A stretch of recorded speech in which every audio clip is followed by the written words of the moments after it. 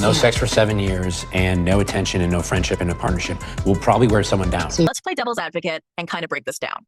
If they haven't had sex in 7 years, then they haven't had sex since before they got married, which is crazy, which means they haven't had sex since Kyle cheated on Amanda.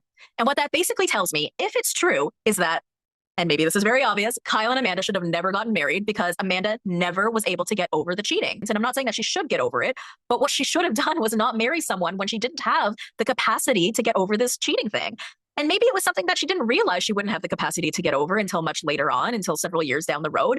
But if this is really true, that she was never able to get over it to the point that they haven't been able to have sex, I mean, that just shows that their relationship is so incredibly damaged. And like, listen, I know that people in long-term relationships have droughts and have periods of time without sex, but 7 years in a relationship that's only 10 years long for a young couple who still want to have children, like, it just shows that their relationship is extremely damaged. But okay, let's say it's not true. We do know that regardless, it has been several years, like plural. And we know this because Jesse said this in a previous episode. He said to Sierra, Amanda and Kyle haven't had sex in years. And she's like, how do you know that? And he's like, Carl told me that.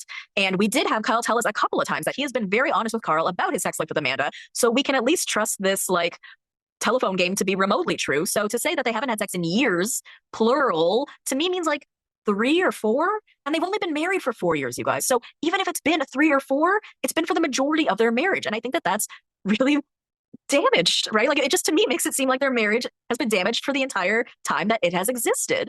Again, I know that people go through droughts and dry spells and things like that in their relationship. But if it has been for the entirety of the entire time that you have been married or longer, I think that there is something so screwed up in your relationship that you don't really seem to realize. And what they must have been doing in their minds is trying to convince themselves that there was the possibility that it would go back to the time when things were good. I mean, did we ever see things good? Not really, but I'm sure there were good times, right? I'm sure they were in love at some point. And so maybe they had both just convinced each other. I'm hoping it'll go back to the way that it was.